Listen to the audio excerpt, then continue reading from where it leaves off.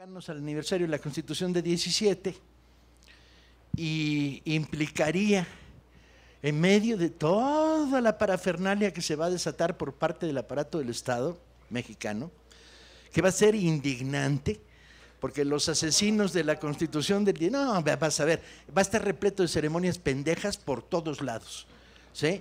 Los asesinos de la Constitución del 17, que hoy están en Los Pinos, que han masacrado la Constitución de 17, el 27, el tercero, el 123, han caminado como tanques por arriba de ella, van a ser parafernalia, ruido y ceremonia cívica. La ceremonia cívica es un invento mexicano en el cual los niños de tierna edad son parados al sol en el patio de la escuela para hacer una fiesta pinche donde se quedan todos insolados y apendejados, donde se leen poemas pésimos y se canta, se levantan el mástil mi bandera. Bueno, esa tradición de la ceremonia cívica, que lo único que ha logrado es quitarle contenido a la relación entre los mexicanos y su historia, va a estar desatada. Y va a haber, evidentemente, una reivindicación de la figura de Carranza. Carranza, el joven abuelo, así le dicen, güey, ¿qué culpa tengo yo? El joven abuelo, de aspecto profundamente patriarcal, convertido en el héroe de la revolución en la medida en que es el que produce la gran propuesta institucional, que es la conversión de la lucha armada en la Constitución de 17. Revisar, pues, la figura de Carranza resulta francamente interesante. Entre otras cosas porque muchos de nosotros dudamos su capacidad de articulador de la Constitución de 17. Si uno ve qué es la Constitución de 17, tiene que ver con las derrotas del ala izquierda de la revolución, villistas y zapatistas, con la consolidación de la alianza Carranzo-Obregonista y en esa medida la necesidad de quitar programa social al programa social que ha estado en la vida y en las calles y en los campos de este país durante la parte álgida del movimiento revolucionario. Pero si uno revisa con cuidado, verá la participación exacta de Carranza en el proceso constituyente.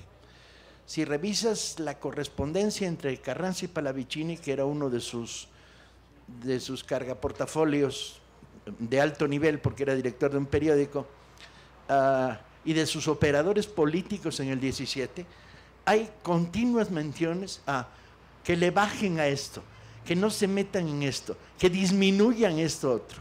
De tal manera que no sería arriesgado decir que los tres artículos claves en ese momento de la Constitución, el tercero, el 27 y el 123, se hicieron contra la voluntad de Carranza, que quería una Constitución muchísimo más moderada y blandengue.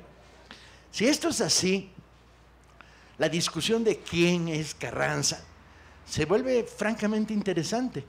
En el momento del golpe de Victoriano Huerta hay tres gobernadores que no se pandean y que tendrían habilidad para dirigir o por lo menos conjuntar o por lo menos articular la disidencia armada que se estaba creando contra el golpe de Huerta. Uno de ellos era el gobernador de Sonora, el otro de ellos era Venustiano Carranza en Coahuila, curiosamente los gobernadores de las zonas más alejadas de la Ciudad de México.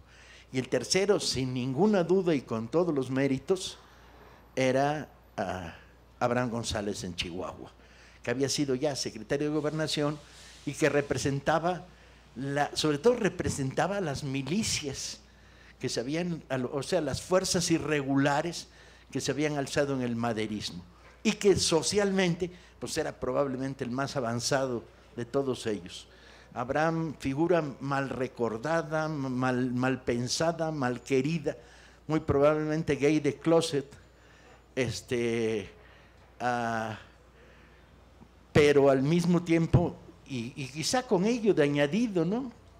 El movimiento gay no ha sabido reivindicar a sus figuras claves en la Revolución Mexicana. Debería haber aprendido a mirar con respeto, cariño y amor a ciertas figuras. Pero bueno, Abraham, carajo, es el primer tipo que habla de conceder el voto femenino en México tan temprano como 1907, ¿sí?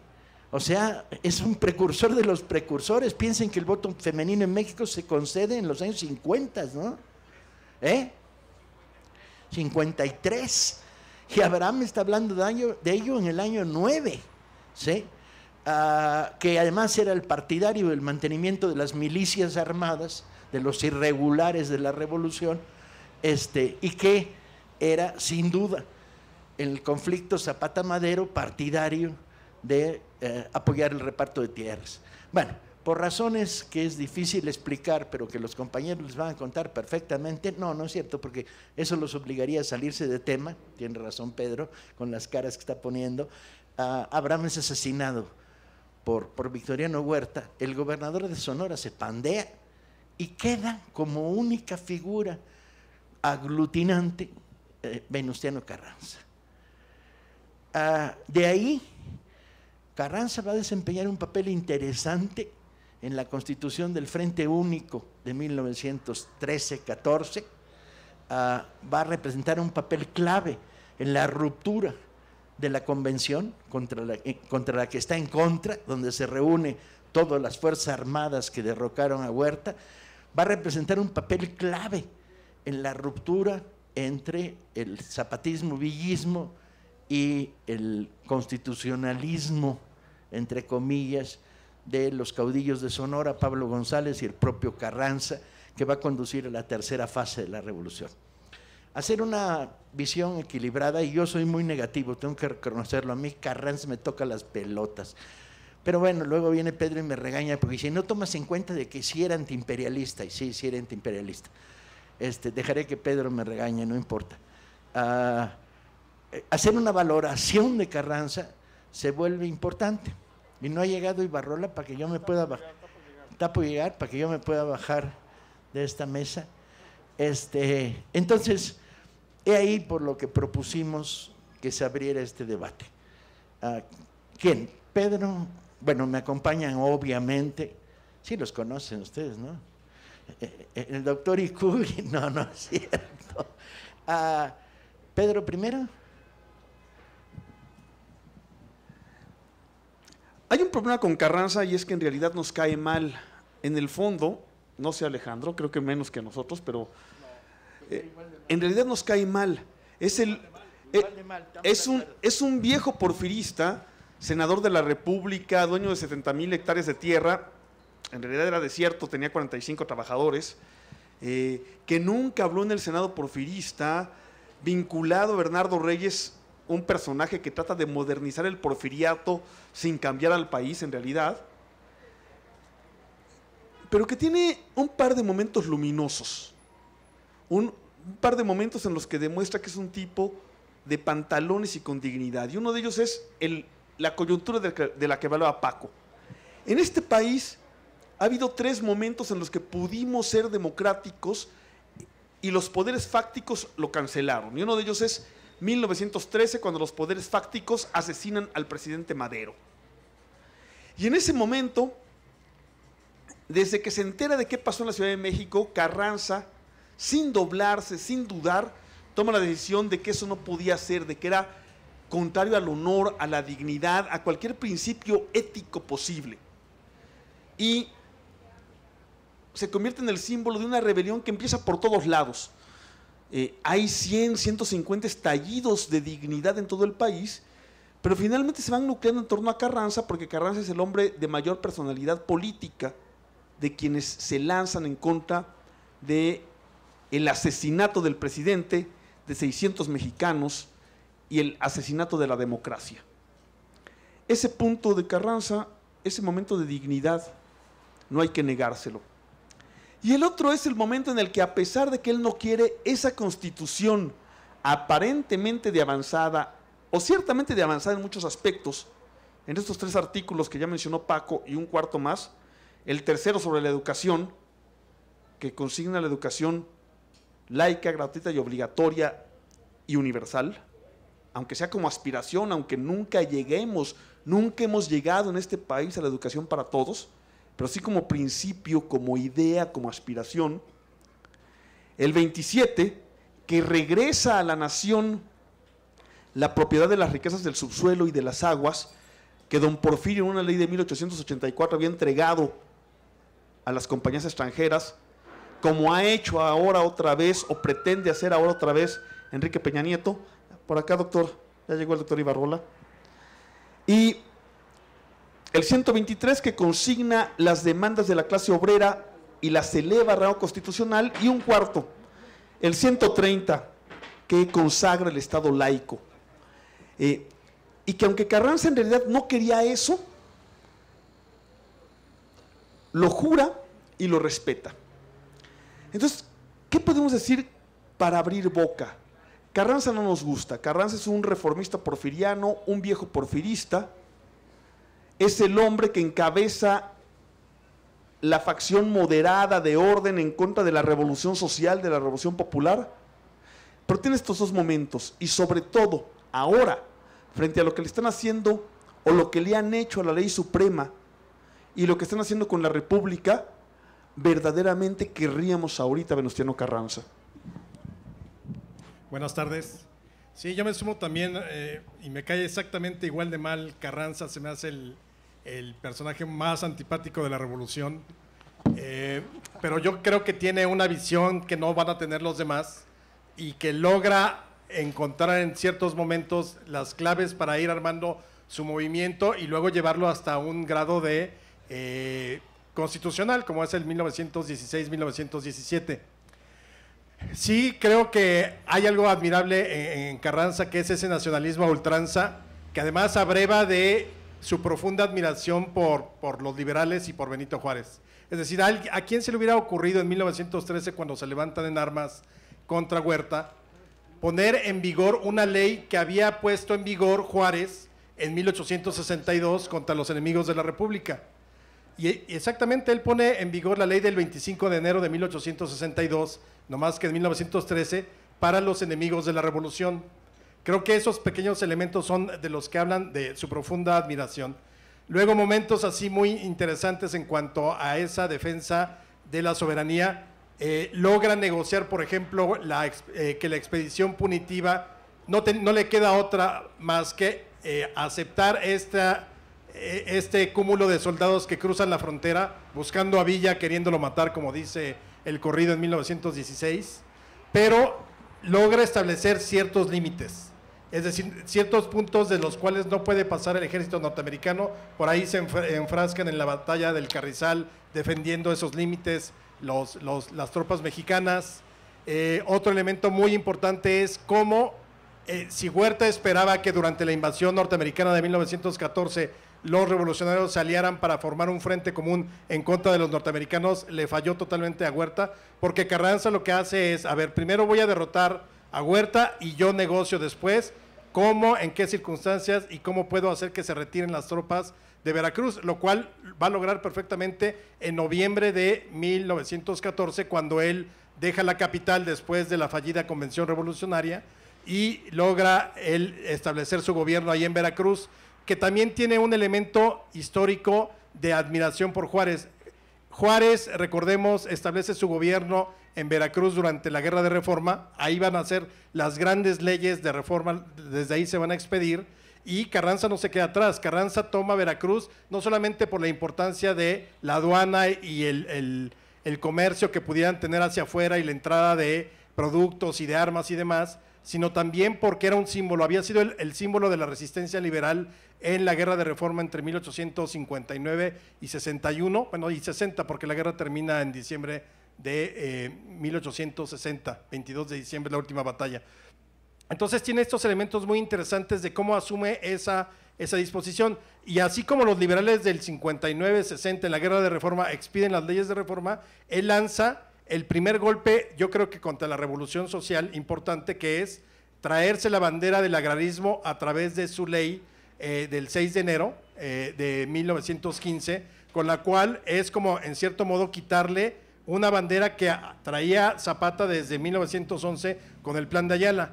Pero, insisto, logra él hacer que los norteamericanos se retiren, negociar, y también al final logra que le den el reconocimiento de gobierno, que era algo muy preciado para la facción que quisiera triunfar en esa etapa de la revolución contra Huerta y en general de la revolución. Era importantísimo contar con el apoyo o el reconocimiento, no el apoyo, el reconocimiento, lo que significa en términos políticos, el reconocimiento del gobierno de Estados Unidos, lo cual en teoría le cortaba todas las fronteras y los suministros a los enemigos del carrancismo, que en este caso en 1915 son Villa y Zapata. Entonces creo que hay unos elementos, me sumo también a lo que dice Pedro, el artículo 27 me parece que es magistral en ese momento, porque reivindica por primera vez la propiedad originaria de la nación sobre el suelo y el subsuelo, cosa que ni siquiera se pensaba ni se contemplaba antes, y eso es el artículo 27. Entonces yo creo que hay varios elementos que podemos ir tomando de Carranza. Para mí es profundamente autoritario, y creo que a todos los caudillos de la revolución, creo que salvo Madero, pero ese digamos que estaba en otra división,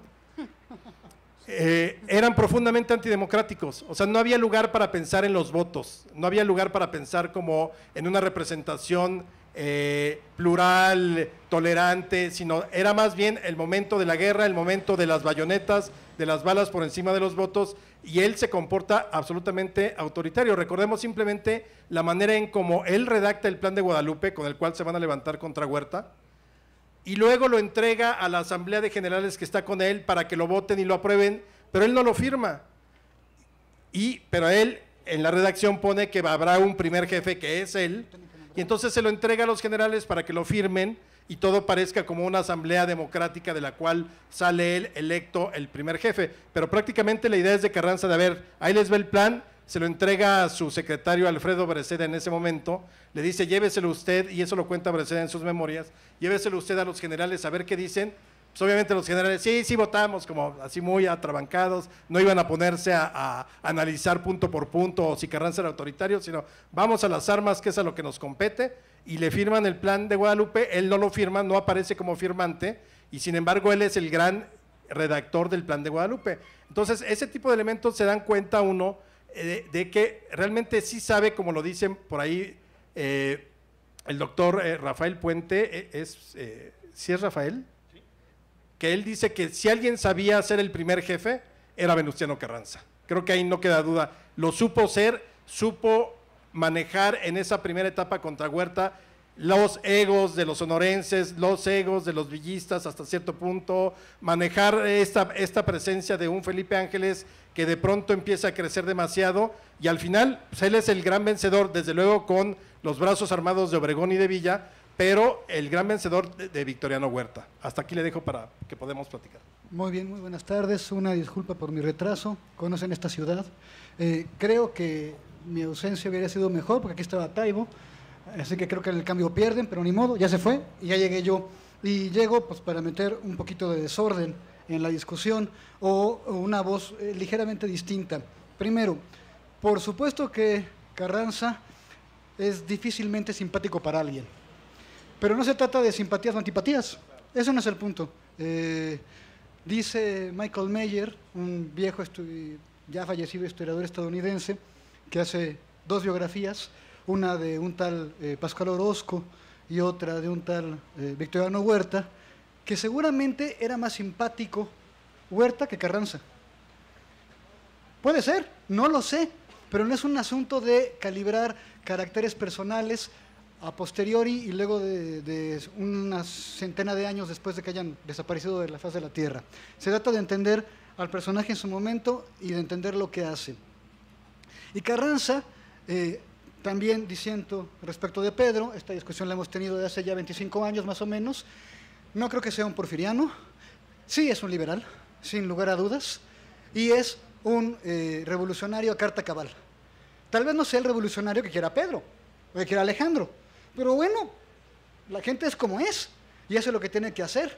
Y es un revolucionario que derrota, primero, un golpe reaccionario, abiertamente reaccionario, que tampoco se pretende revolucionario, que tampoco se pretende reaccionario en su discurso, el de Huerta, primero, y es un mérito excepcional, es decir, el que acaba con el régimen liberal instaurado en el 67, con la victoria de Benito Juárez, es Venustiano Carranza, en 14. Acabamos de conmemorar la firma de los acuerdos de Teoloyucan.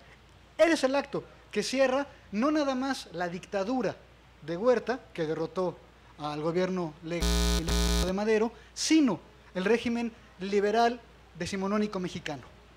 Esto lo tiene clarísimo Carranza. No es Obregón en la salpicadera de Teoloyucan.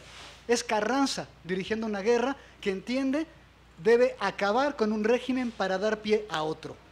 Eso es el revolucionario. ¿Qué entiende y qué vislumbra para después? Pues entiende una idea de Estado moderno.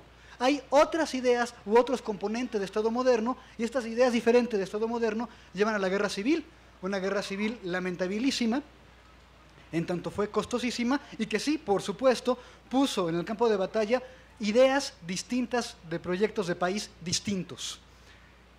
A Carranza le toca dirigir el bando que gana, y esto lo convierte en lo que le toca hacer y hace cabalmente.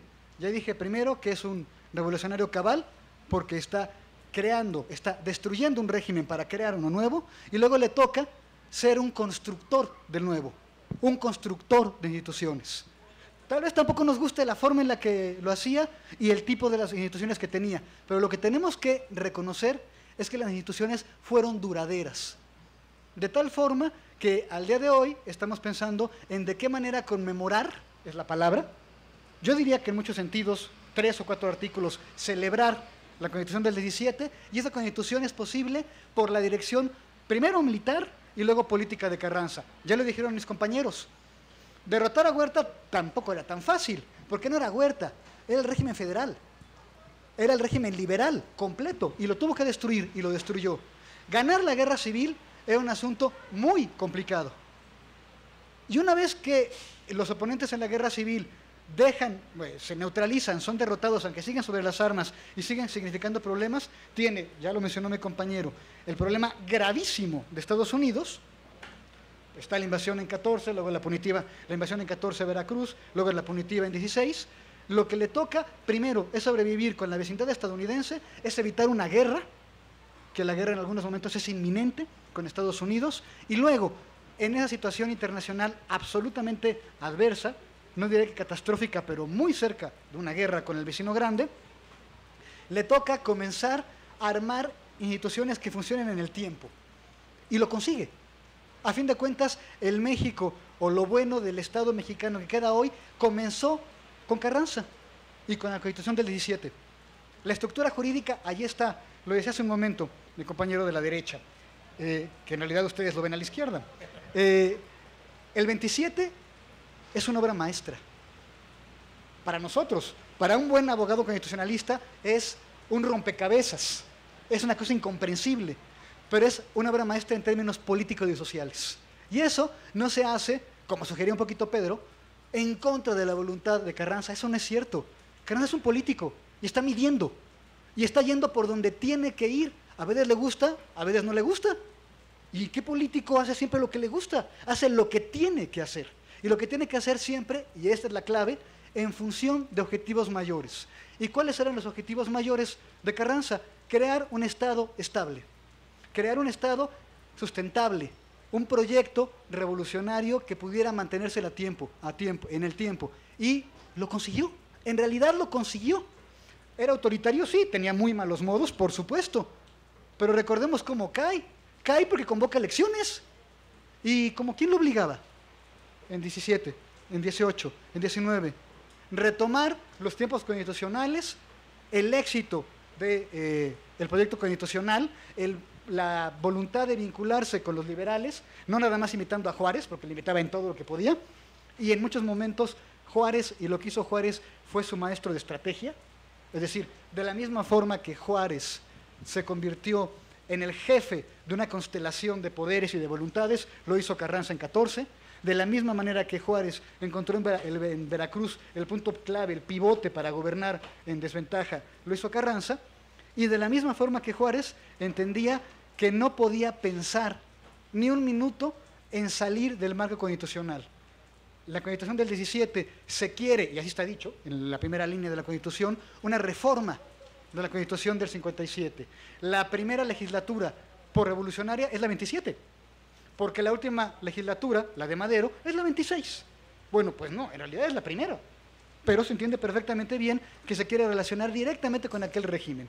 Y para relacionarse con aquel régimen no pone en tela de juicio un segundo, primero, que tiene que haber elecciones, y segundo, que él no es reelegible. Es autoritario, pero con límites, ¿no? Diría yo. ¿Qué opinan ustedes? 3 cosas querría decir yo antes de pues que terminen mis compañeros esta ronda y empezar el diálogo con ustedes. Primero, entender este personaje que vive más de medio siglo bajo la égida del liberalismo y el porfiriato. Es decir, toda la juventud y la madurez y la parte tardía de la madurez, todavía no la vejez, de Venustiano Carranza, la vive como un hombre del régimen porfirista. ¿Sí? Un hombre que pertenece a las familias liberales privilegiadas, terrateniente, con estudios, estudió bachillerato, tuvo estudios truncos de profesionales en Estados Unidos, lo cual lo hace pertenecer al 3 o 4% de la élite ilustrada del país, que participa en las políticas del porfiriato sin ser del todo porfirista, tiene razón en eso Bernardo, pero está en el porfiriato y es senador porfirista, que se forma en el porfiriato y al que luego le toca el llamado de Maduro a las armas, al que él se vincula con la idea de modernizar al país, de romper las inercias porfiristas que impiden que México progrese en el sentido que él cree que debe progresar México, que es el progreso capitalista. Y se une tardíamente al maderismo, pero una vez que se une de manera decisiva, aunque tiene una gran diferencia con Madero, aunque en realidad va a aparecer esa diferencia después del asesinato de Madero. Carranza no confía en el pueblo y no cree en la democracia. Y esa es su gran diferencia con Madero.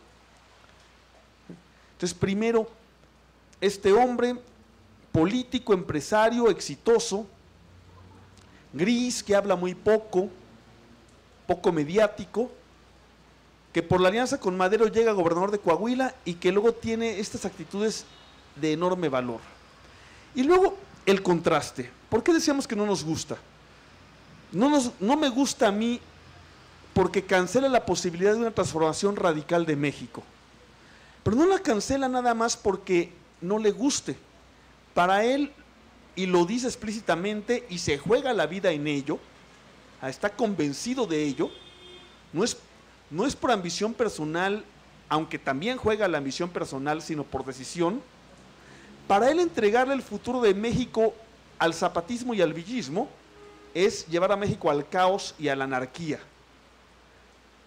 Él considera que en la coyuntura de después de vencido Huerta, después de destruida la dictadura, ceder el poder no es nada más que le quiten el poder personal a él, es que México caiga en el caos y la anarquía.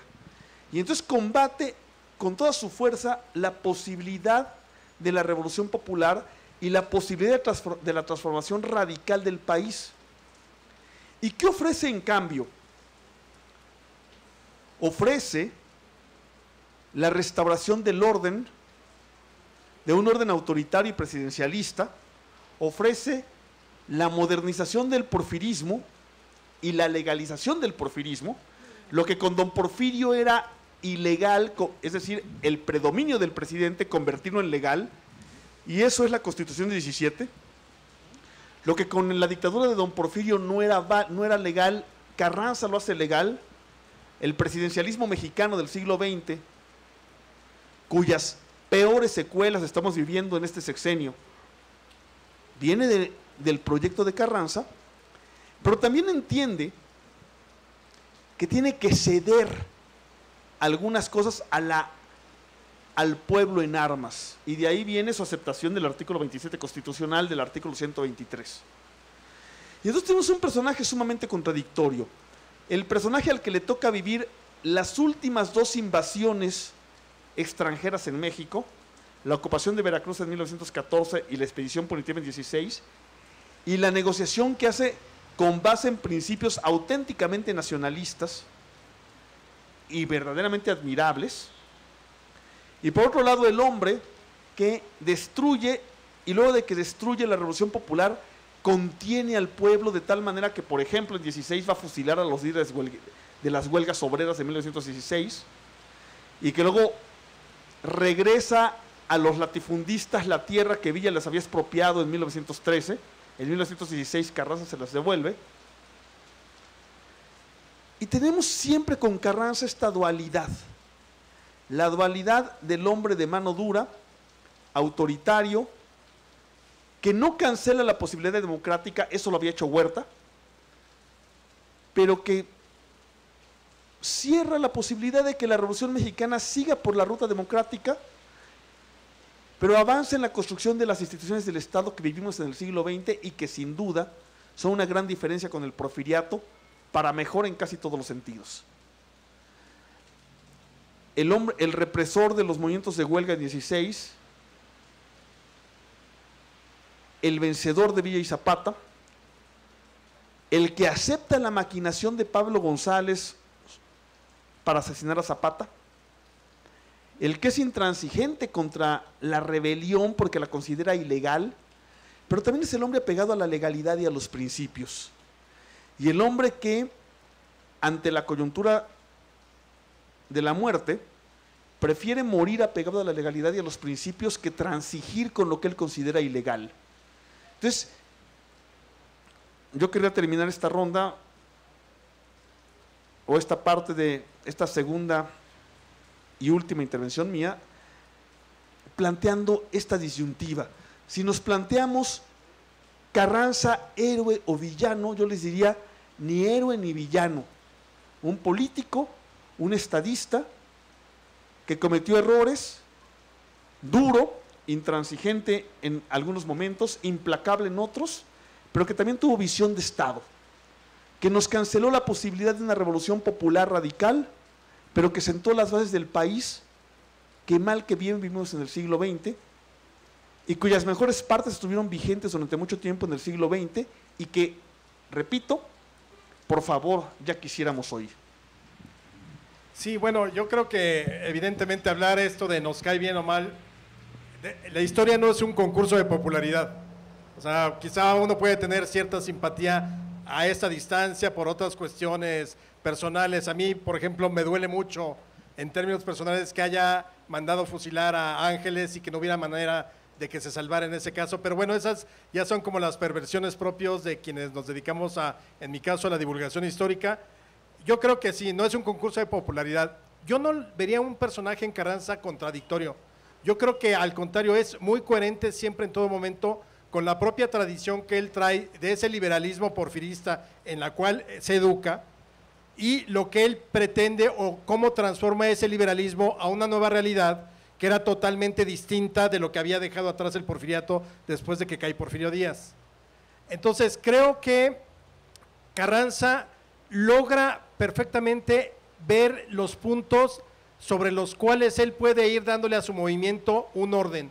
Y creo que eso es lo que él le aporta a la revolución y al final lo logra, un orden constitucional. Recuerden que por ahí en algún momento dado del porfiriato, Justo Sierra se refiere a la Constitución del 57 como un bello poema. Prácticamente en el porfiriato ya la Constitución era eso, un poema ahí que lo utilizaban de repente para la retórica, el discurso y demás, pero prácticamente no tenía ya ningún tipo de aplicación en la vida real. Los principios contenidos, las garantías individuales, todo eso prácticamente había sido dejado a un lado por el porfiriato, que gobernaba a través de este personaje omnipresente, pero además con una serie de gobernadores que eran porfiritos en distintos lugares del país y demás. Y yo creo que lo que Carranza trae en mente desde el principio, ahí coincido totalmente, sí tiene una visión de Estado amplia que no van a tener sus contrincantes o sus enemigos o amigos, no amigos, sino más bien colaboradores cercanos en una primera etapa, y me refiero incluso a Obregón y Villa. Zapata nunca jamás va a sumarse al movimiento constitucionalista, que eso es algo que también como que siempre dejamos pasar. Todos lucharon contra Huerta, sí, pero juntos con Carranza nada más Villa, Obregón y otros generales. Zapata hace su lucha en paralelo, sí contra Huerta, pero luego sí contra Carranza y sí contra todos. Pero yo creo que la idea clara de Carranza es exactamente regresar a un orden constitucional que funcione, un orden, sembrar las bases legales para construir un Estado que va a surgir de la revolución, con nuevas ideas, con nuevos proyectos, con nuevos fundamentos que no tenía ya el porfiriato. Entonces, esta evolución propia de Carranza, cómo va acomodando las piezas para llegar al 17 es muy interesante. Por ejemplo, si ustedes leen el Plan de Guadalupe original, el del 26 de marzo de 1913, ahí lo único que dice el Plan de Guadalupe es: vamos a derrocar a Huerta, vamos a desconocer a quienes reconozcan a Huerta, diputados, senadores, gobernadores y demás, y el fin de la lucha es restablecer el orden constitucional, nada más. Y entonces viene toda esta etapa de restablecer el orden constitucional. ¿Cómo lo restableces? Pues quitando al usurpador, lo cual van a hacer entre 1913 y 1914. Pero cuando Carranza triunfa, se da cuenta de que él necesita elementos también para darle un sustento a su propia lucha y para darle un sistema ideológico, un sistema de ideas y de principios con los cuales pueda él justificar la lucha. Y entonces hay dos momentos claves: cuando reforma, las adiciones al Plan de Guadalupe me parece que son de diciembre del 14, o por ahí es en esos momentos, y luego las reformas del propio plan, en las cuales incluye básicamente todos los principios que le habían dado origen a la lucha social de la revolución. Lo del 6 de enero con la famosa ley agraria, cuestiones obreras, cuestiones campesinas, cuestiones de educación, es decir, va sumando ya en lo que era un plan muy sencillito, que era eminentemente político, derrocar a Huerta y restablecer la Constitución del 57, para principios de 1915 ya es un corpus de ideas sociales, de principios sociales que sí, que le fue arrebatando a sus enemigos y que él logró ir cuajando para que luego se discutieran en mayor y menor medida durante el constituyente del 16 y del 17. Entonces creo que ese es uno de los elementos fundamentales que me hablan de esta visión que tiene Carranza. Carranza creo que tiene un colmillo muy bien y retorcido, de esos que yo creo que habrá dejado el Palacio Nacional todo total y absolutamente un surco con el colmillo que le llegaba hasta el piso, porque exactamente hace lo contrario de lo de Madero. También creo, dice no a la democracia y no al pueblo. El pueblo sirve para movilizarse, para la lucha, para la guerra, para pelear, pero no para incorporarlo como en las grandes decisiones. El pueblo no está preparado, desde acuerdo de la visión de Carranza, no veo como a ese pueblo preparado para que lo acompañe como Madero. Sí, Madero creyó con una fe ciega en el pueblo, o sea, realmente lo puso como si fuera un pueblo educado, un pueblo lector, un pueblo crítico, un pueblo que pudiera hacer un análisis de la situación, cosa que era impensable cuando el 90% era población analfabeta y un 85% población rural, en un país que tenía muy pocos centros urbanos de importancia y donde la clase media era la que imperaba, por decirlo de algún modo. Pero lo que va haciendo Carranza me parece que es exactamente su fin es crear un Estado en el cual sí funcione la Constitución, y claro que lo va a lograr, y claro que de la Revolución y de 1917 va a surgir un Estado que viene de la Revolución, pero que empieza a utilizar la Constitución como en teoría debe de utilizarse, aplicando la ley, utilizando ciertas medidas, algunos artículos que le van a dar cauce a grandes reformas, la gratuidad de la educación, el artículo 130 en las relaciones Iglesia y Estado, desde luego el obrero, el artículo del movimiento obrero, que es el 123, pero, por ejemplo, el 27 es tan importante en ese momento que van a pasar prácticamente 20 años hasta que algún presidente pueda aplicarlo. Vean ahí la trascendencia del artículo 27. Es un artículo que nos llevó de su promulgación el 5 de febrero con el resto de la Constitución, 21 años poderlo aplicar como debía ser. Es decir, finalmente la expropiación petrolera es resultado de 4 o 5 intentos frustrados, entre ellos la ley Calles de 1925 para para tratar de regular las relaciones con respecto al petróleo y las compañías extranjeras. Los tratados de Bucareli es esa incapacidad del gobierno de Obregón para poder en un momento dado aplicar el artículo 27, y así vamos viendo cómo las circunstancias impidieron que un artículo tan importante y que es fundamento de la Constitución pudiera terminar por ser aplicado hasta 1938 por Cárdenas, que aprovechó la coyuntura y las circunstancias para ahora sí aplicarlo como se debía. Pero fueron 20 años de intentos y fracasos y de amenazas del exterior y de amenazas de una guerra que no nos permitieron en un momento dado aplicarlo como se debía. Pero yo creo que Carranza triunfa en ese sentido porque sí, al final, si después ya quiso sí retirarse del poder, entre comillas, y poner un candidato impuesto como era Bonillas y el conflicto con Obregón, esas ya son cosas o situaciones mucho más particulares de los momentos de la sucesión presidencial. Pero creo que en términos de la idea que trae Carranza desde el principio de la revolución, y que parte además de revolución que tranza, revolución que se suicida, que fue la gran crítica que le hace a Madero por haber negociado lo que no debía haber negociado si hubiera sido de otro talante o de otro tipo de carácter, porque al final acepta gobernar Madero con un ejército que había sido su enemigo, y además seguir el orden constitucional en la sucesión presidencial, y por eso está de la barra ahí de presidente interino. Pero fuera de eso, Carranza sabe muy bien qué sí puede hacer con respecto a los viejos porfiristas y qué no, y qué sí puede hacer con las nuevas generaciones, esa clase media pujante que va a estar presente en la revolución como líderes revolucionarios, como líderes del ejército o simplemente como ideólogos. Y creo que es un éxito al final la idea que trae Carranza originalmente de la revolución, que la lleva a la Constitución del 17. Sí, por supuesto, estoy de acuerdo en esta segunda ronda, en lo que se ha dicho hasta el momento, y para cerrar, solamente quiero llamar la atención sobre uno o dos puntos más, o hacer hincapié en ellos para que abramos la discusión. Primero, Carranza es un político exitoso, realmente muy exitoso. ¿Qué quiero decir con esto? No es que le salga todo lo que quiere, es que al final lo que ocurre se acerca a lo que él pensaba que iba a ocurrir con él y con su gente, manteniendo el control. Es decir, es un político que puede moverse, que puede transformarse, que puede asimilar, y por supuesto, en ese ser exitoso, se van haciendo el político progresivamente camaleónico.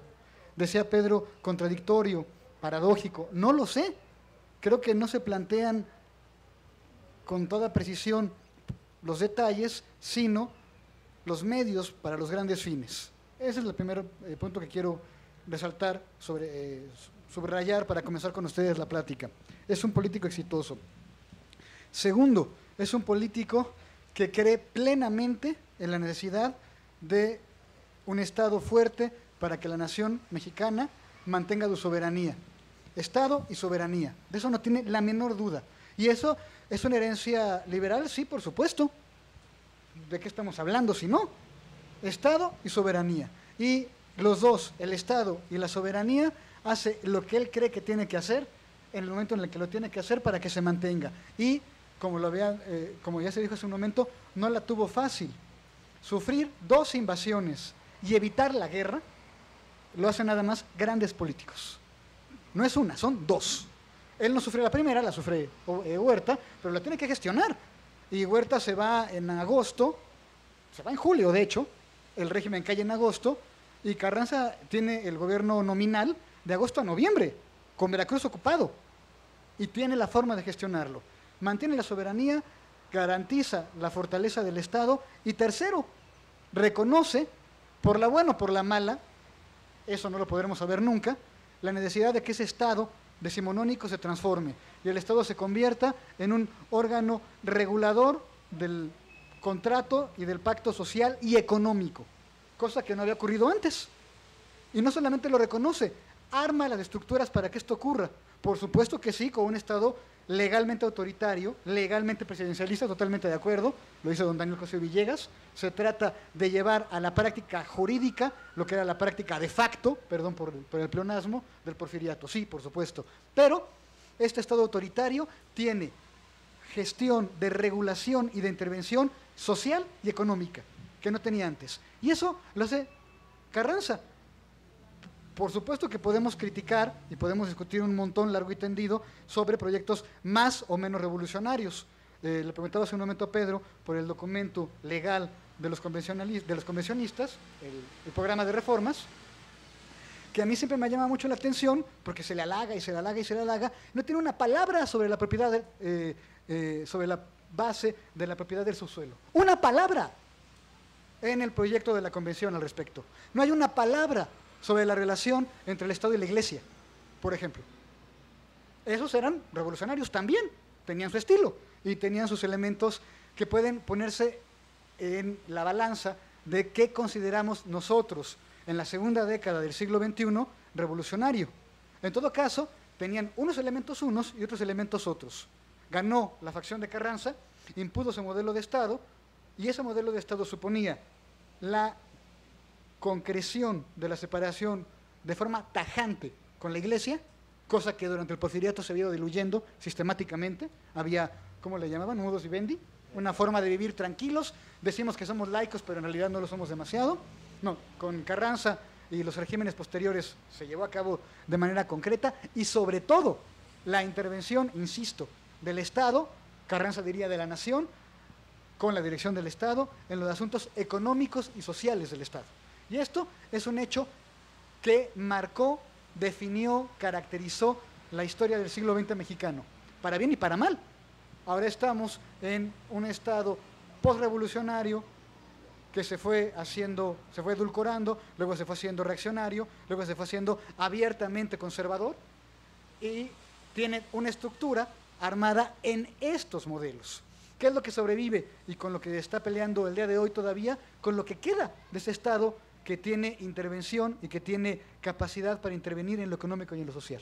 Y es exactamente lo que estamos en este momento. Yo cerraría estas dos rondas de nosotros tres, les propondría a ustedes la palabra con esa pregunta, totalmente inadecuada y absolutamente incorrecta entre historiadores profesionales, pero muy práctica para practicar. Un planteamiento anacrónico. ¿Y qué opinaría Carranza del México del siglo XXI, de 2016? En debates anteriores, los que se han armado en estas tianguis y ferias, nos entusiasmamos y nos apasionamos. Nos apasiona, a mí en particular, hablar de Hidalgo, hablar de Morelos, hablar de Villa y Zapata. Y si se dan cuenta, como que Carranza, ese personaje gris, que habla poco, con la barba hasta acá, no nos provoca esa misma pasión. Y sin embargo, en el Twitter, ahora que proponíamos esto, la mayor parte de la gente contestaba que era un villano. ¿Sí? ¿Por qué? Bueno, empecemos. El micrófono es suyo.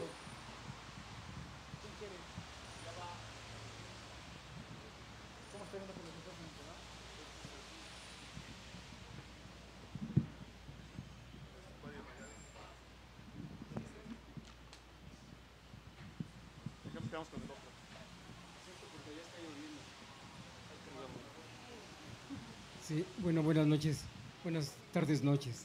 Miren, yo pienso que una opinión sobre Carranza tendría que cubrir probablemente 3 lecturas diferentes de quién fue Carranza. Obviamente coincidimos en que en la historia no hay héroes ni villanos, simplemente es la historia, simplemente es su objetividad y sus consecuencias.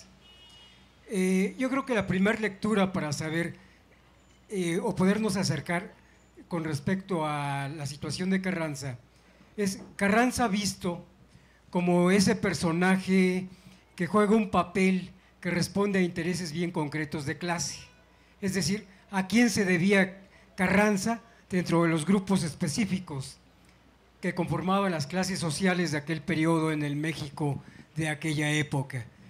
La segunda lectura que habría que ver de Carranza es ese Carranza con motivaciones psicológicas, intimistas o existenciales que lo hacían un personaje gris o no gris, según se quiera ver, nacionalista, reprimido o de closet, como lo quieran ver. Y el tercer semblante de Carranza sería ese Carranza que como estadista, como personaje público, creó un Estado que posteriormente tendría o proporcionaría los cimientos para el Estado moderno actual. Es decir, vamos sacando lo que realmente Carranza aportó para la construcción del Estado capitalista actual. Es decir, si fue asesinado Carranza, es porque Carranza no era la panacea que los grupos de poder y las clases sociales de aquella época también esperaban. Obviamente, el Estado moderno del cual habla uno de los ponentes, ese Estado con capacidad que demostró en cierta época nada más, porque esa capacidad está totalmente desgastada hoy, es un Estado que describe por ahí algún teórico de esos que nos llegaron también de Europa en un momento determinado y que decía, el Estado mexicano es un Estado bonapartista sui generis, es decir, un Estado con características de árbitro de clase, y que estaba representado de alguna forma en la camarilla Carranza-Obregón, ciertamente, pero con fracturas. Es decir, Carranza se identificaba más con la necesidad de apoyarse en los grupos sociales representados en Villa y Zapata y no dejarlos de ninguna forma de lado. Y sin embargo, Carranza esto lo perdía de visión, se perdía dentro de su visión. Perdón, Obregón era el que opinaba esto en primer lugar.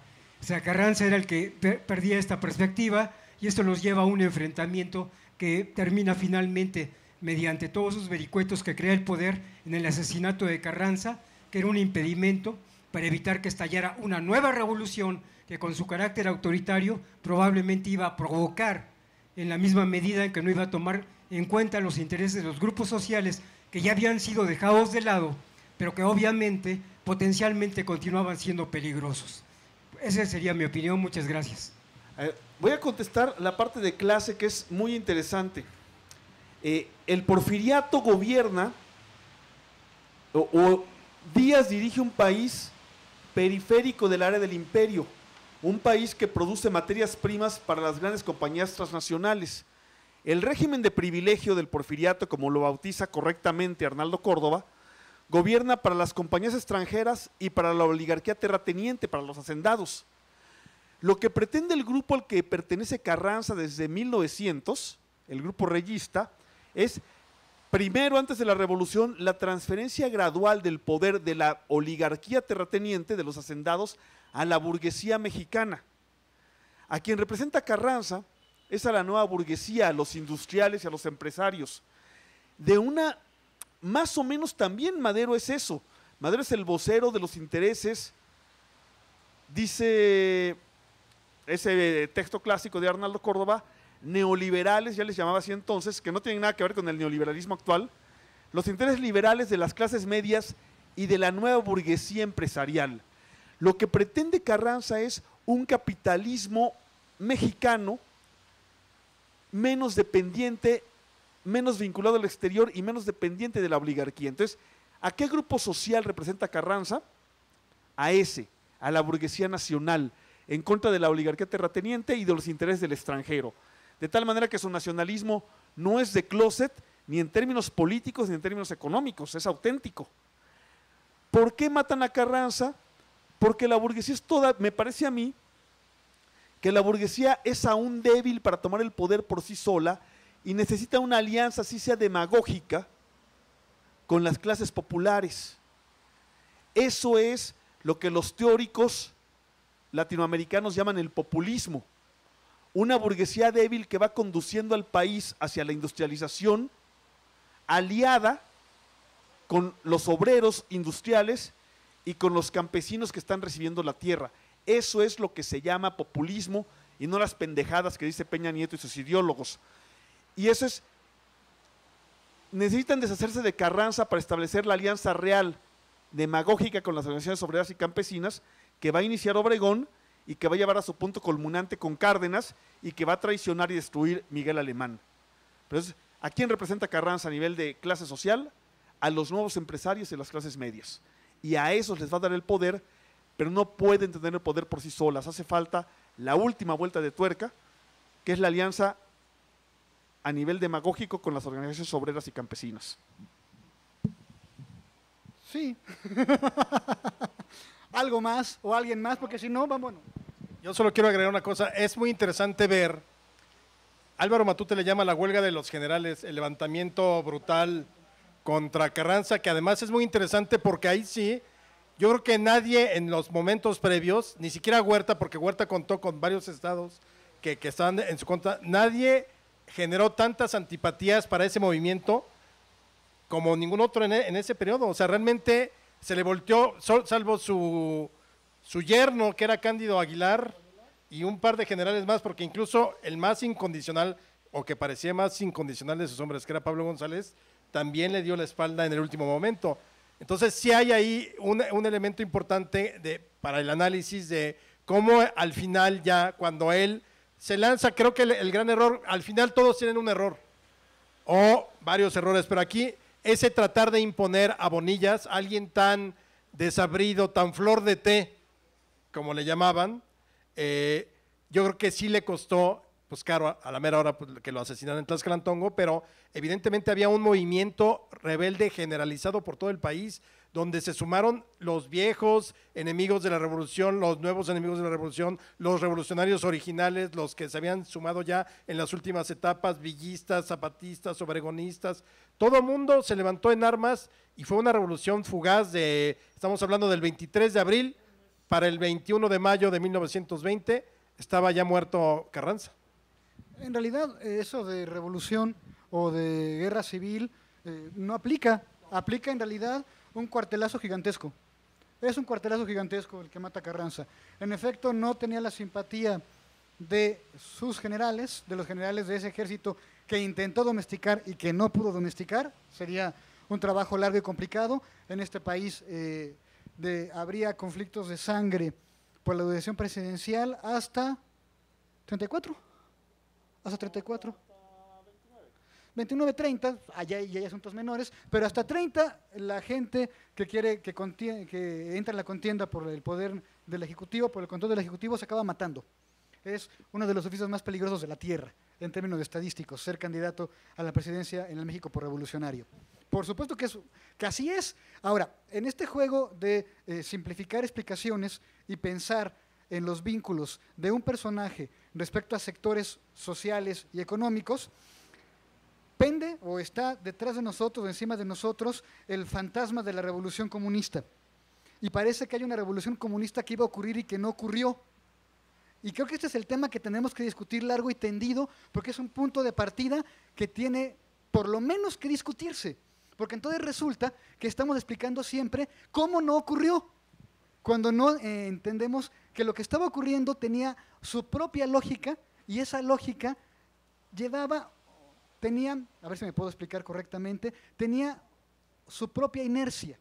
Es decir, si a Carranza no lo matan en 20 y consigue que la sucesión sea pacífica y queda Bonillas o cualquier otro, estoy prácticamente seguro que ese Estado iba a evolucionar hacia una serie de estructuras que buscaran su base de apoyo en grupos campesinos y obreros. No tengo duda, iba a ocurrir.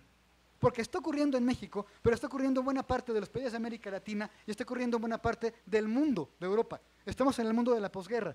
Y este fenómeno, la política de masas en América Latina, definida por lo que decía Pedro, el populismo, está ocurriendo. Tiene que ver con el tiempo, tiene que ver con la evolución de las ideas políticas, tiene que ver con la economía mundial y global. En los años 30, estas políticas de masa van a llevar, según el país, a totalitarismos o a regímenes autoritarios mucho mejor armados y mucho mejor estructurados. Aquí lo importante, respecto de esta lectura, digamos, mecánica, es ver la diferencia, no la generalización. La historia está hecha de particularidades en procesos generales. El proceso general era ese. Lo importante, lo que vale la pena señalar, es preguntarse por los matices. ¿Por qué Cárdenas en los años 30 no es Vargas de Brasil? Bueno, ¿y por qué no es Stalin? ¿Y por qué no es Hitler? ¿Y por qué no es Azaña? Hablo de puros líderes de los años 30, ¿eh? Y todos tienen características en común, pero todos tienen diferencias centrales. Y Carranza también está en eso. ¿A quién representa? Representa muchas cosas. No es mecánico que un sector tenga un líder y que el líder pelee en una especie de juego de Risk, donde lo que está atrás es el fantasma de la revolución comunista que no ocurrió. Hay una historiografía que mi amigo Pedro representa, o él es uno de los actores de esta biografía, que lo sugiere permanentemente. Y creo que es un fantasma que tenemos que discutir. La revolución, si no es comunista, ¿no es revolución? Es una pregunta. Pero creo que tiene que ver con nuestra idea de revolución más que con cómo calificamos lo que pasó antes. Si decimos, no, no era la que yo quiero, porque la que yo quiero es la comunista, bueno, perfecto. Pero hay otras revoluciones que otras personas sostienen que es revolucionario.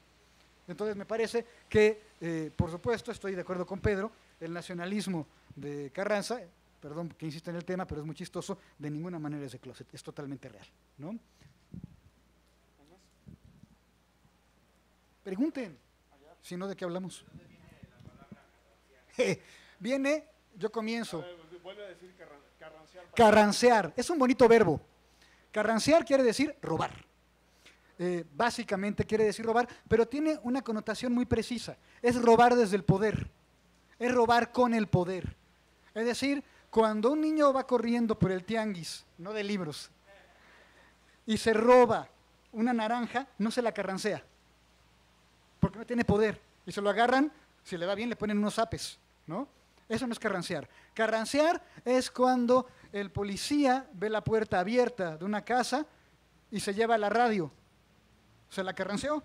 Y tiene que ver con una práctica muy extendida, en 14, sobre todo en 15, de las fuerzas carrancistas que están operando primero contra Huerta y luego contra las fuerzas de Villa, según el lugar, y por supuesto de Zapata en la zona sur, conforme el tiempo pasa, y que hacen de el robo sistemático de las zonas a las que llegan una práctica cotidiana, común y corriente, y que es absolutamente innegable. Eran fuerzas muy corruptas. Y bueno, y junto a ese se le suma otro término, el de con sus uñas listas, en vez de constitucionalistas, bajo la misma idea. Ahora, Carranza yo lo tengo más o menos ubicado, como dices, en agosto del 14, cuando llegan y los generales se sirven con la cuchara grande en las mansiones porfirianas y se beben las cavas. Y luego está el otro escándalo que involucra a Pablo González en 1915 como quizá el autor intelectual, aunque no está muy comprobado el asunto, pero hay indicios de que era la cabeza de la famosa banda del automóvil gris. Y que en una ocasión, cuando la banda roba un famoso collar, alguna de todas las pocas familias ricas que quedaban aquí, luego se lo vieron a la gatita blanca, que dicen, por eso hay que tener mucho, digamos, límites con lo se dice.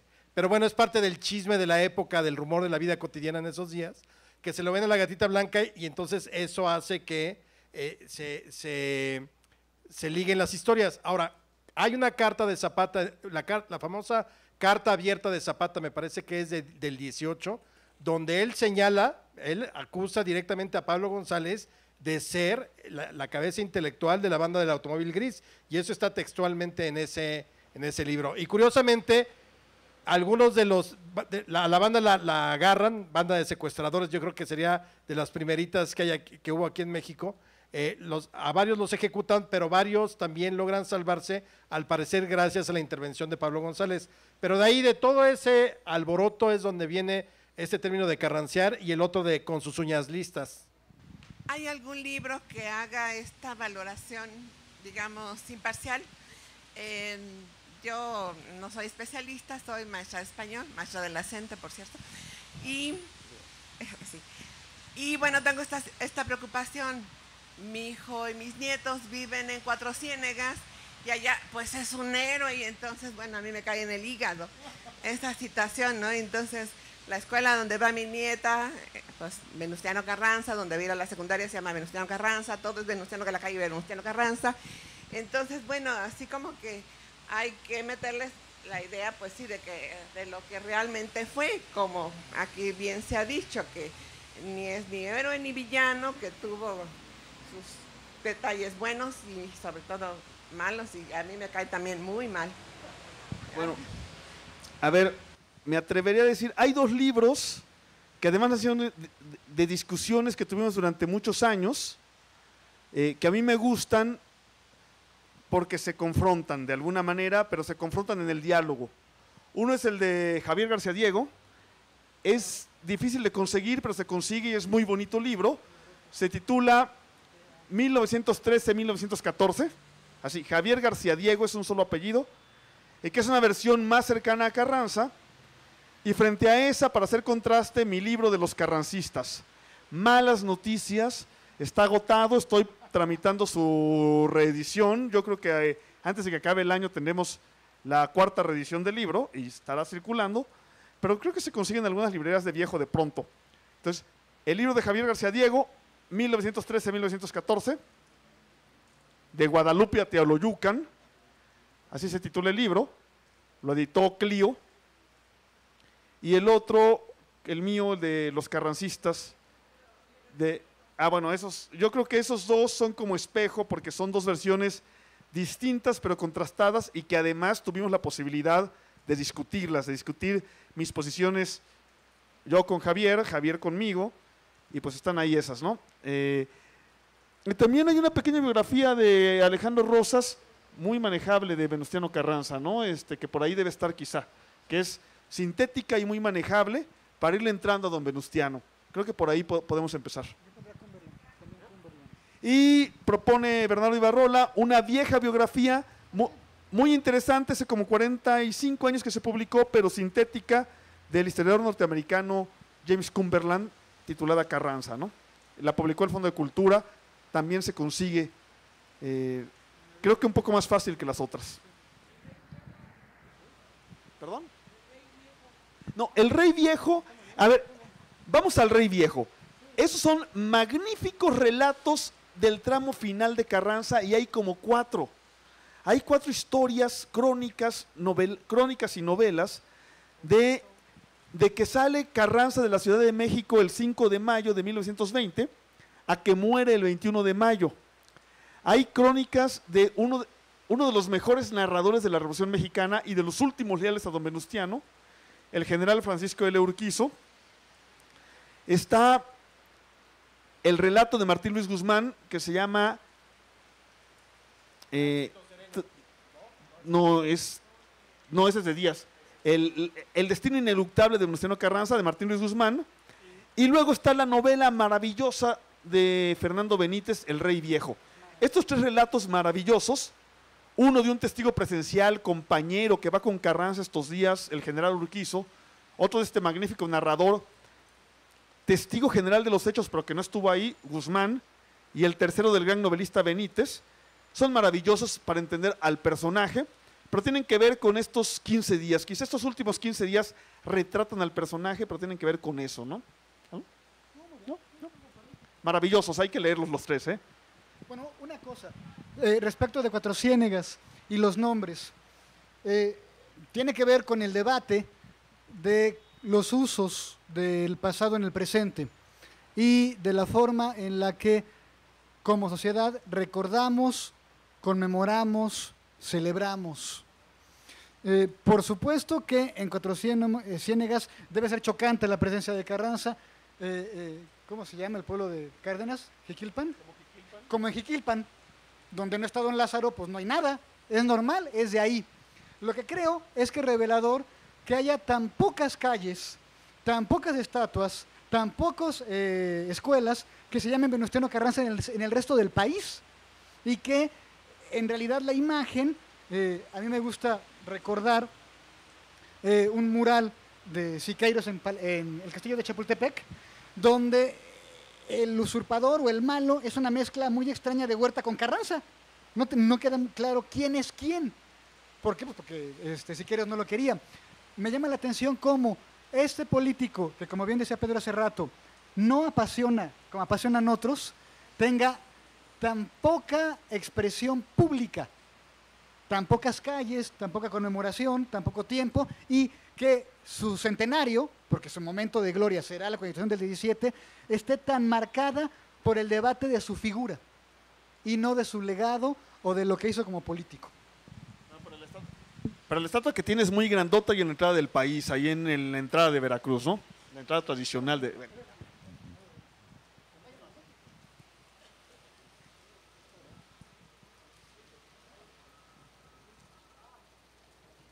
Sí, mire, una reflexión acerca de lo que decía el compañero, acerca de que si Carranza era revolucionario o no.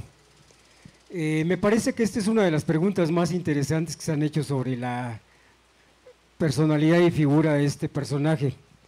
Yo creo que Carranza sí era un revolucionario, pero hay que subrayar qué tipo de revolucionario, porque si ustedes no mal recuerdan, la burguesía también promueve revoluciones. En Rusia, en 1905 y 1915, hubo revoluciones, pero eran revoluciones burguesas.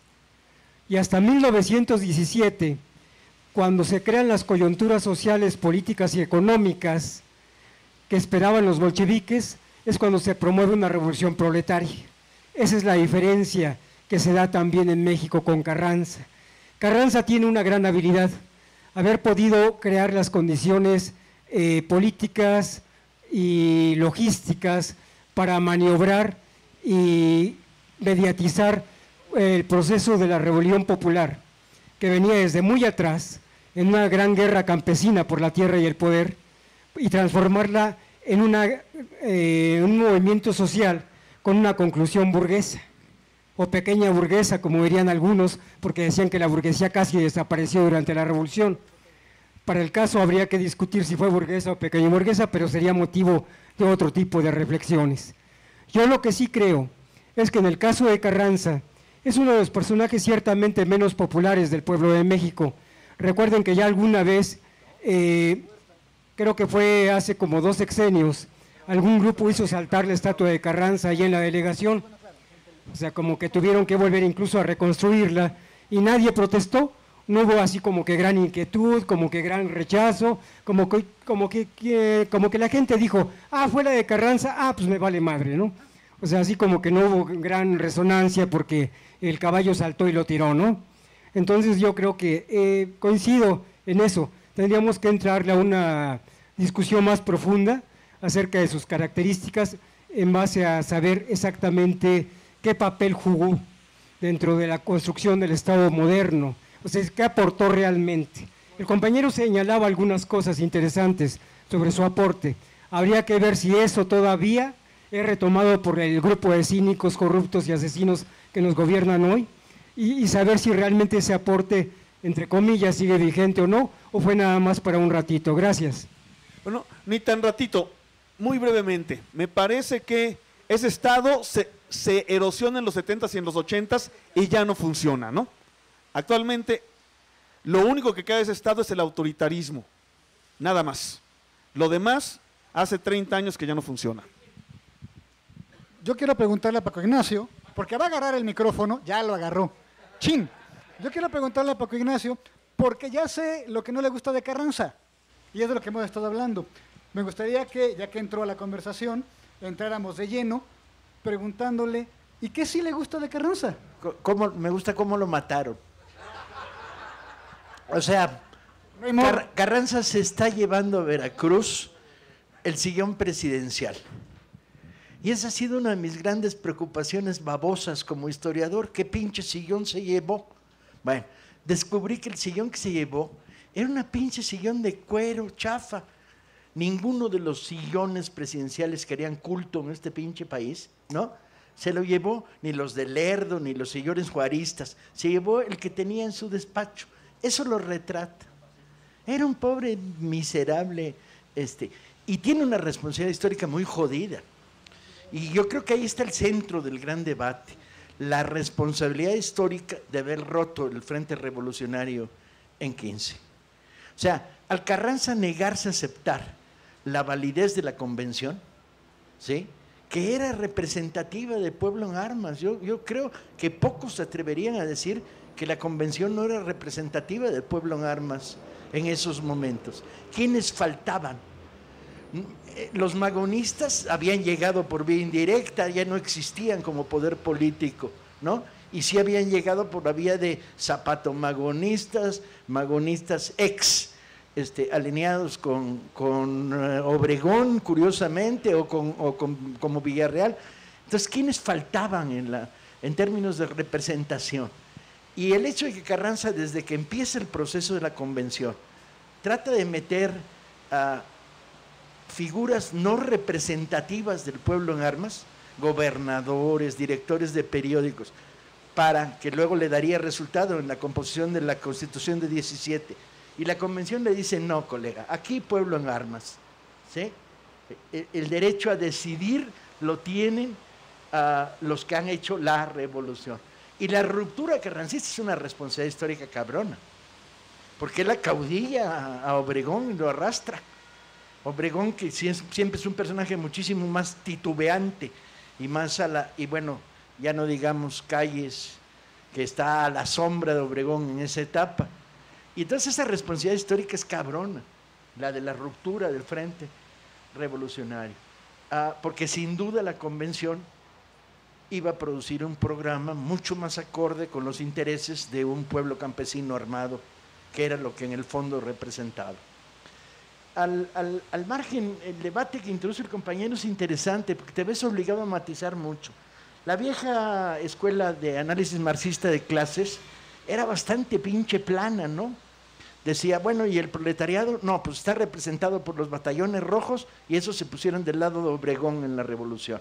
Pues no es cierto, ni los batallones rojos representaban al proletariado, sino que el proletariado había sido subsumido en la enorme oleada al haber perdido a los únicos pocos sectores que tenía de vanguardia articulada, que eran básicamente magonistas, en Sonora, en toda la zona de Veracruz, la textilera, y en el DF no había crecido, el DF no existe en la revolución. Después del asesinato de Madero, la Ciudad de México desaparece, y es una de las grandes sorpresas para los que estudiamos la revolución. Entonces, si haces un análisis más o menos simplista, dirás, bueno, ¿y entonces para qué chingados necesitaban matarlo en 1920 los obregonistas a Carranza? ¿No? Si representaban más o menos el mismo proyecto. Y no es cierto, no representaban más o menos el mismo proyecto. Cuando Carranza trata de imponer a Flor de Té como candidato presidencial, el obregonismo más consciente de que para poder triunfar contra el viguismo y los restos del zapatismo, necesita un programa social más avanzado, siente que Carranza es un estorbo. O sea que triunfa un sector, si lo quieres analizar en términos de clase, de una clase media, pero ya muy tocada por lo que sería el modelo gubernamental futuro del PRI, que es el poder convirtiéndose en constructor de la sociedad, ¿no? Entonces, el general que se convertiría en general ladrón y en caudillo y en figura de impulso económico, va a estar ahí con el obregonismo. Si repasas los nombres, hasta que Alemán rompe con la tradición y dice, ya llegó la hora de los licenciados, toda una generación. Sí, Alemán es el gran destructor del obregonismo, ¿sí?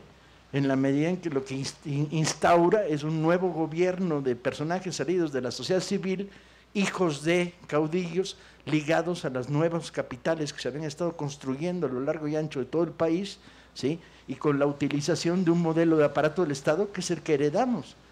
El Peña Nieto es hijo directo de un chingo de cosas, de la chingada, de Victoriano Huerta, del porfirismo, pero sobre todo es un hijo directísimo de Miguel Alemán y de una manera de gobernar, la utilización por parte del Estado como una manera de acumulación de capital para la creación de una nueva clase social que cuesta mucho trabajo definirla, pero es la de los transgobernantes burgueses oligarcas, ¿no? Que es la que se va imponiendo como la rectora del país. Y entonces, cuando le das vuelta a la figura de Carranza, pues es que tienes que entrar en la minucia y el detalle de las contradicciones, ¿no? Y es interesante entrar en esta minucia. Y muchas veces la dominante no es los intereses económicos que expresa una persona, sino la coyuntura política inmediata que lo tiene atrapado, ¿no? Porque Carranza podía ser antiimperialista y lo era. Yo creo que su gran virtud es que tenía enormes recelos como buen descendiente de liberales, ¿no? O mal descendiente de liberales, llama lo que quiera, tenía grandes recelos ante los imperios, ¿no? En particular, tenía verdadera vigilancia sobre los norteamericanos, a los que consideraba como la fuerza expansionista que podía destruir México. su valor es un poco en términos de traerlo para el presente, ¿no? Y cuando traes para el presente encuentras dos cosas muy cabronas. Encuentras el desarticulador que no le salió bien de la Constitución de 17 y encuentras, y este es quizá más grave, el hombre que rompió la unidad revolucionaria de la Convención. Y ahí sí el juicio histórico es cabrón. De todas maneras, a la hora de ver canallas en la historia de México, Carranza es yo diría, un personaje negativo menor, porque hay figuras que tienen asumido virulentamente su papel antipopular, canallesco, represivo, autoritario, etcétera, etcétera. ¿Sí? Y a Carranza lo podrás ver y decir, carajo, es el primer cuate que golpea una huelga general, la de los electricistas, y la hace con toda mala fe para destruir el poder obrero que estaba creciendo lentamente en los últimos años de la revolución. Pero tienes figuras como la de Huerta que por donde quiera que te acerques a él resulta repulsiva, ¿no? E incluso figuras de advenedizos como Calles, que la analizas en el proceso del tiempo, con todo y que viene del socialismo, entre comillas, y resulta una figura francamente repulsiva. Y desde luego, yo insistiría, este país va a tener problemas para entenderse a sí mismo si no analizamos seriamente y masivamente el fenómeno del alemanismo, que es la génesis del México del siglo XXI. Vamos a entrar. Sí, pero bueno. ¿Alguna más? ¿O vamos terminando? ¿Una más? ¿Alguien más? Para ir, dos más y nos vamos porque nos esperan otras cosas ahí. ¿Por qué era tan peligroso, Felipe Ángeles, para Carranza, si parece que era más peligroso para Huerta y Huerta o no? Carranza. Cuando lo mata ya no era peligroso para Carranza. Yo creo que ya no representaba gran cosa. Podía representar quizá una alianza posterior pero yo creo que ya no era peligroso. Y tengo para mí que es más bien Obregón el que le manda decir a los generales que lo juzgan que hay que matarlo. Los generales que juzgan a Carranza son todos de la cuerda de Álvaro Obregón y se van a unir a Obregón al año siguiente. Entonces creo que ya no era peligroso y creo que tampoco en 1913 era particularmente peligroso para Carranza. Peligroso para Carranza, Pancho Villa y Zapata.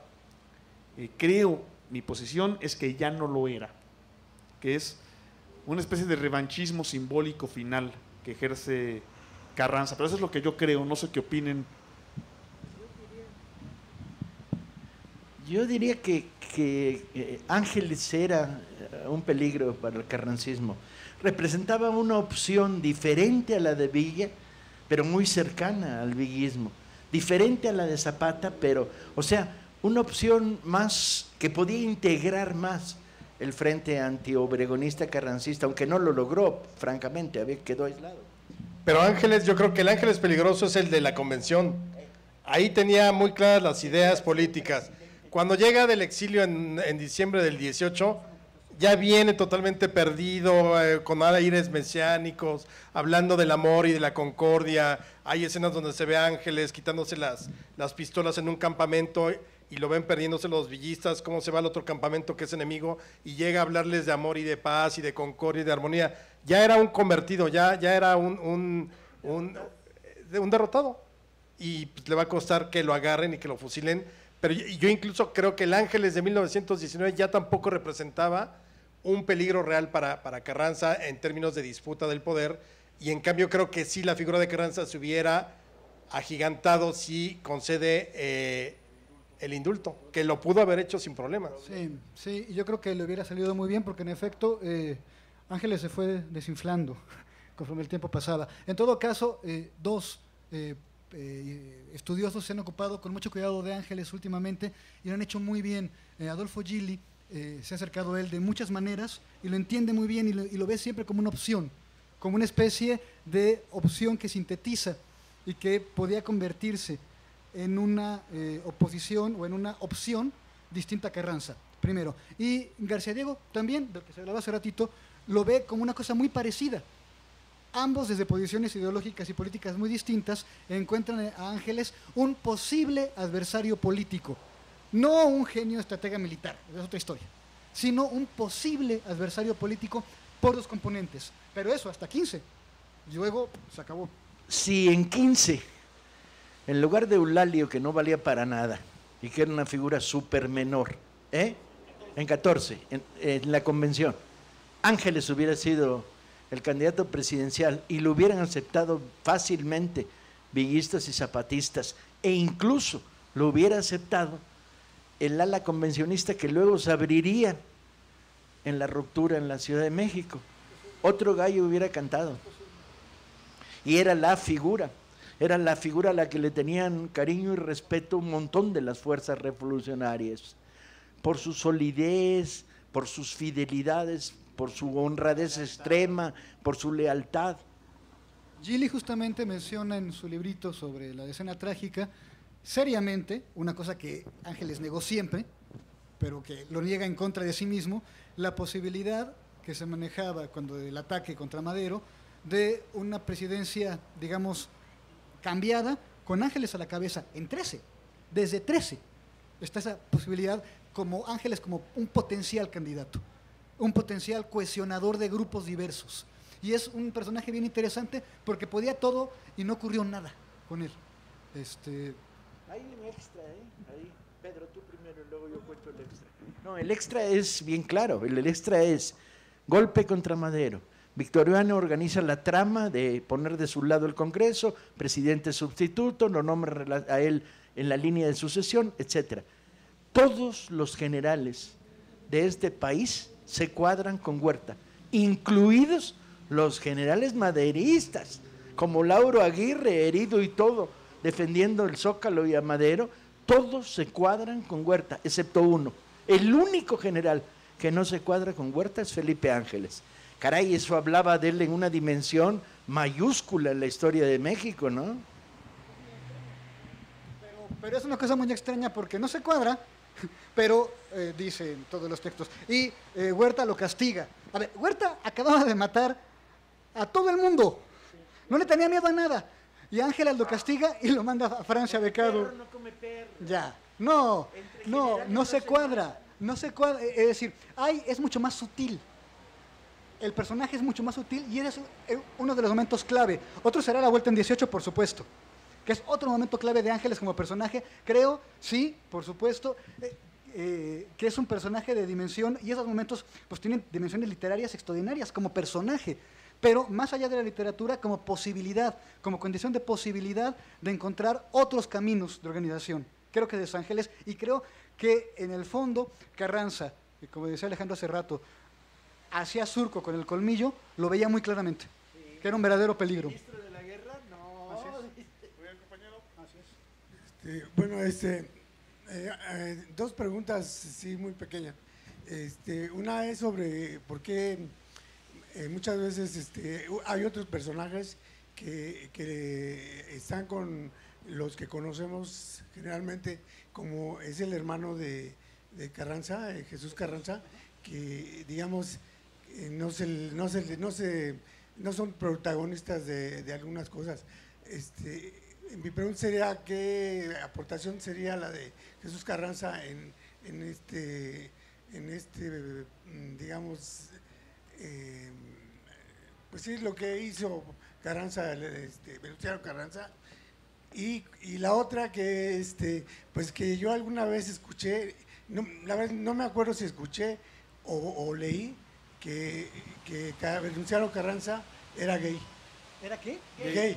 No, a ver, contesto yo primero. Don Jesús Carranza era un buen hombre que acompañó a su hermano, que se alojó con su hermano y eso le costó la vida. Lo mataron en 1915 los enemigos de Carranza, ¿no?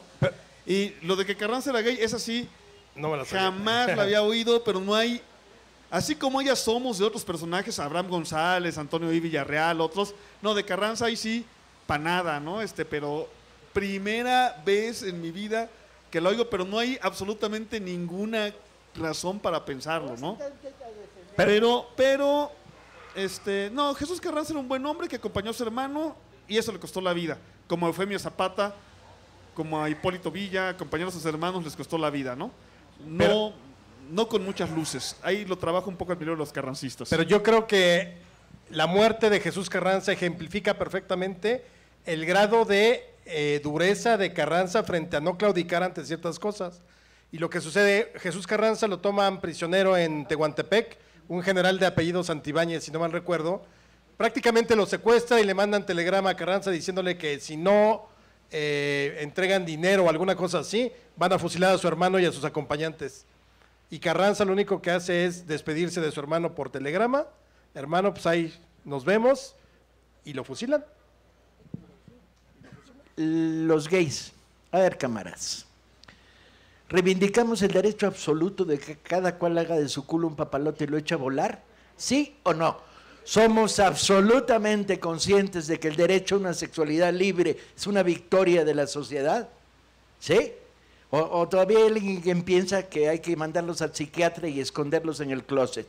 Bien, una vez que no hay mucha convicción en estos momentos, pero espero por las sonrisas que esto esté claro. El movimiento gay no tiene historia general, tiene historia referente. O sea, el movimiento gay reconoce como sus grandes personajes a gente que lucharon por los derechos homosexuales en los últimos 20 años, 25 años, pero sería importante que los compañeros de la coalición Arcoíris sacaran su lista de revolucionarios, porque hay una serie de revolucionarios evidentemente homosexuales que son chingoncísimos, pero chingoncísimos, personajes de un valor desatado, de una honestidad, de una solidez. De entrada, Abraham es mucha pieza, y los que digan que no es gay, que me digan por qué vivió con su mamá hasta los 50 años y no se le conoce ninguna relación amorosa a lo largo de toda su vida con mujeres, no hay cohete. Carrera Torres, personaje maravilloso, el hombre de la revolución en San Luis Potosí, en Tamaulipas y San Luis, ¿no? De una solidez, de una decencia, de una honestidad y de un contenido social. Era uno de los grandes revolucionarios con propuesta social. Villarreal, bueno, Villarreal no solo era gay, era travesti. Le cachó Felipe Ángeles su tren de guerra y le encontró en el tren de guerra brasieres y pantaletas de su talla. Sí, o tenía amor, Villarreal era regordete, o tenía amor por las gorditas, o era evidentemente triste.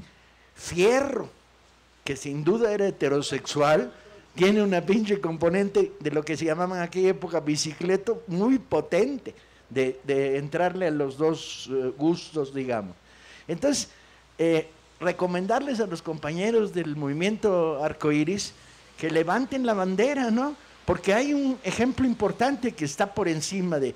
Hasta ahora se ha estado jugando en la ideología más conservadora, reaccionaria y burguesa, con la idea de homosexual, femenino, temeroso, débil, y bueno, pones enfrente a las figuras de Carrera Torres, de Abraham, etcétera, y se desmorona esta visión homofóbica y pinche, no, homofóbica no, homopinche de la visión del mundo, ¿no? Entonces, desde estos lugares y para todos los que nos están oyendo, ¿cuánta gente nos está siguiendo? ¿Sabemos? No sabemos, pero algunos serán, ¿no? Bien, que reivindiquen a los super gays de la Revolución Mexicana. Yo tampoco había escuchado nunca jamás ninguna mención sobre la orientación sexual, no sé si se diga así ahora porque hay que cambiar el término cada 2 o 3 años para ser políticamente correcto, de Venustiano Carranza, pero en todo caso lo que acaba de hacer Paco Ignacio al mencionar estos célebres gays y contrastar la imagen actual de cobardía respecto de su orientación, revela una cosa bien interesante. Pueden y son revolucionarios en la política y en lo social, pero no en las costumbres. Ninguno puede, ninguno está en el tiempo, ninguno está en la sociedad de iniciar una lucha, y vaya que tenían poder, y vaya que tenían pantalones, para reivindicar la posibilidad de hablar claramente sobre sus orientaciones. Pues sí, si don Abraham vive 50 años con su señora madre y no se le conoce a ninguna mujer, es que todos sus amores eran ocultos, eran secretos y eran culposos. Y entonces se vive pues, en un profundo sufrimiento. Lo interesante de Carranza en este caso es que en este tiempo la posibilidad de acción social lo lleva pues nada más y nada menos que hacer que se reconozca la posibilidad de que las personas dejen de estar casadas. Se llama ley de divorcio. Y esto tiene que ver con una posibilidad de reforma dentro de lo posible que es de Carranza. Es decir, una de las primeras leyes de divorcio, ¿perdón? Hay una posibilidad previa, pero como buen liberal le está pensando y le está llevando a cabo. Y entonces Carranza está pensando en la modificación de las costumbres, en este caso, abiertamente, específicamente sexuales, donde se puede, no donde no se puede. Y está hablando del divorcio a principios del siglo XX, en un subcontinente que tuvo países sin divorcio hasta bien entrado el siglo XXI. ¿De eso estamos hablando? A ver, hay un compañero que pide la palabra y que están el compañero de blanco y luego Humberto. Sí. A ver, 2 preguntas. Sí, compañero.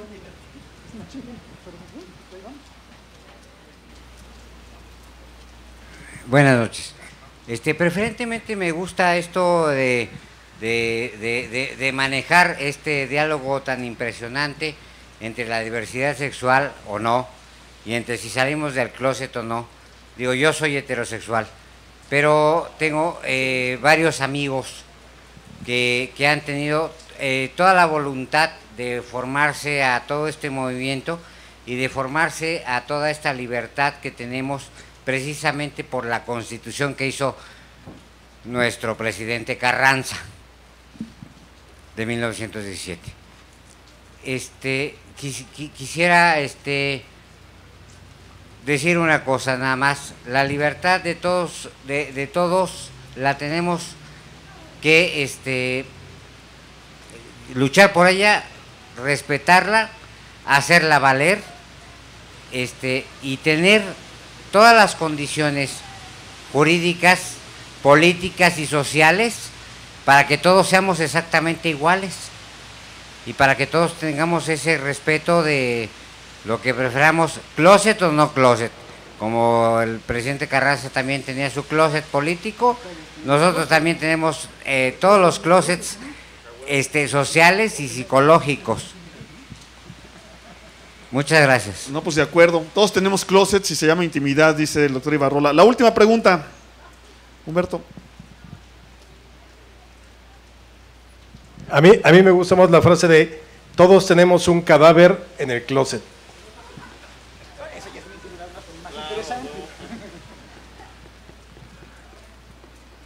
Buenas noches, estimados ciudadanos. Soy el autor de ese letrero en el que propongo la verdadera reforma educativa. Considero que en este momento que estamos hablando de revolución, la revolución la debemos de traer a nuestros días, y la verdadera revolución es la del conocimiento, es la que nos va a permitir cambiar nuestra cultura, la cultura que actualmente refleja el bloque en el poder que nos marcan los organismos internacionales, la burguesía internacional y la nacional.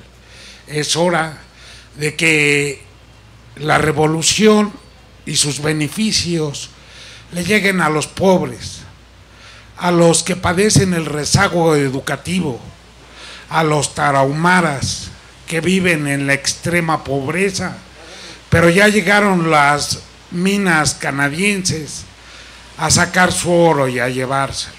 No parece justo. En ese sentido, se propone, o propongo, mejor dicho, que la verdadera reforma educativa, su objetivo sea enseñar las ventajas comparativas de las regiones correspondientes, no solamente a los alumnos, sino a todo el ciudadano que así lo requiera. Porque México está compuesto de muchas regiones, la vertiente del Golfo, la vertiente interna, la del Pacífico, etcétera, ¿no? Entonces, hay que abocarnos como sociedad, las universidades y todo, para ver cómo vamos a salir de pobres, cómo vamos a explotar esos recursos y que no sean los extranjeros que se lleven el oro. Esa función, ¿con qué medios? O sea, aparentemente es algo muy sencillo, pero tiene implicaciones hasta que sería necesario cambiar la ley del Banco de México, que tiene un solo objetivo, que es combatir la inflación. Su objetivo de permitir o facilitar el desarrollo no es considerado. No es considerado el encaje legal que debería de proporcionarse a la banca central, la banca extranjera. Debería ser un 10% de su capital contable, con objeto de facilitar los medios para propiciar el desarrollo económico de todas aquellas personas, tanto en ciudades o rural, que nunca les ha hecho justicia a la revolución. No se las hizo ni Venustiano Carranza, y Zapata fue muerto, Villa también. Ese es el gran pendiente que nos corresponde a nosotros. Es importante conocer el pasado, pero adquirir una responsabilidad con nuestro presente y el futuro de nuestros hijos. Muchas gracias. Gracias. ¿Despides tú? No, iba a decir que a diferencia de otros debates no podremos terminar gritando viva Hidalgo o viva Villa, así que no gritaremos, pero pues sí podemos gritar viva México. Compañeros, esto es el Tianguis para Leer en Libertad, que se vuelve una y otra vez una escuela de educación popular, tratando de hacer una revisión de la historia de México crítica e invitarlos a la profundización, a la lectura.